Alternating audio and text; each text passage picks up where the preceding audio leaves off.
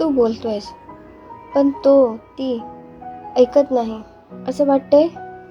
काही नात्यांमध्ये भांडण नसतं, पण ऐकलं जात नाही ही जास्त वेदना असते.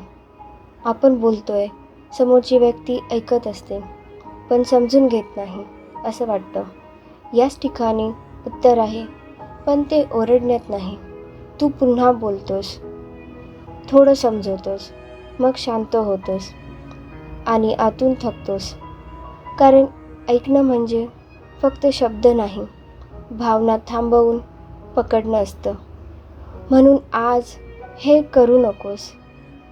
समजवण्याचा दबाव, स्वतःला सिद्ध करण्याची घाई. फक्त एवढंच म्हण, मला ऐकून घ्यायची गरज आहे. तो क्षण शांत असतो, पण तो नातं बदलायला सुरुवात करतो. कारण तू भांडणारा नाहीस, तू संवाद करणारा जोडीदार आहेस.